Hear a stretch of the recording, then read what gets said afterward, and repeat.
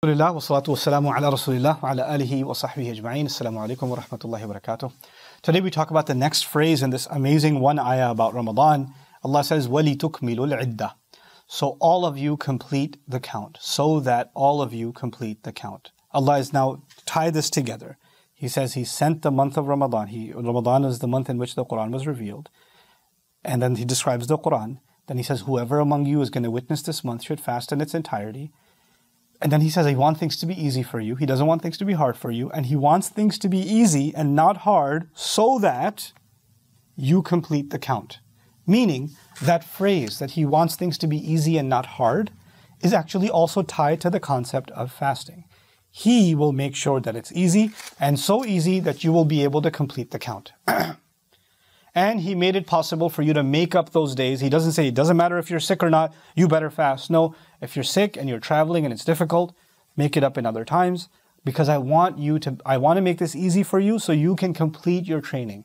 I'll give you these relaxations so you can complete the count. وَلِتُكْمِلُوا الْعِدَّةِ. And by mentioning the word iddah, Allah is highlighting to us the importance of this training period.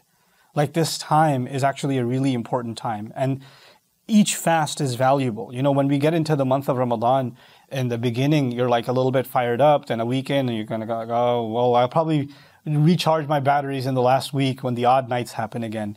Allah is giving in the Quran this profound value to the entire count. Like, every day is a rigorous, important day for your transformation. It's this 30-day intensive that you're going through. So don't just think of it as deprivation of food and sleep and, intimacy. That's not all this is.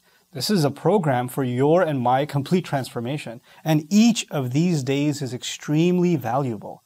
When He says, وَلِتُكْمِلُوا الْعِدَّةِ, every single day counts. So you may complete and perfect. Kamal in Arabic isn't just for completing. It's actually also for perfecting. So you perfect the count. Every day should be awesome.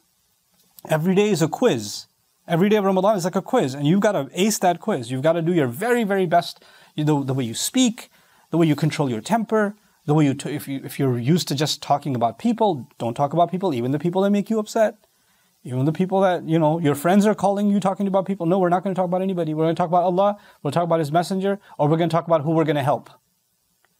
That's it. No, but I want to talk about what wrong they did and what they said, and it made me so angry. Nope, we're not going to talk. We're fasting from all of that. No, we're not fasting we're just fasting from food. No, we're fasting from our tongues also. We're fasting from saying bad things also. That idea that we're going to perfect each day. We're going to become conscious, so just like we are conscious of food and drink, just like that, we're going to become conscious of everything else, how we spend our time. We're not going to waste hours entertaining ourselves. We're not going to just lie around doing nothing. We were created for a purpose. The Prophet ﷺ, this Quran was given to him, and the rest of his life was driven by this purpose. These 30 days, when you live purposefully, you start thinking about how to value your time. It's not just about prayers. In between, every prayer is supposed to recalibrate your purpose. So from this prayer to next prayer, what valuable thing did you do? What did you do to benefit yourself? What did you do to benefit someone else? What did you do for this life? What did you do for the next life? These are the questions we're going to start asking ourselves. And as we do that, the petty things in life, the things that don't have any value, that become very big to us, they start becoming small. They are no longer a big deal. Then you don't care about the clothes and which party and who said what and, keeping up with whatever social standards and, money and, all of these petty things, they start disappearing. And the people who you think are the biggest problems in your life, or you're worried about this one or worried about that one, or arguments with this, all of those things, you realize that you are in the hands of Allah. You're conscious and aware of Allah. He's the one protecting you. He's the one training you.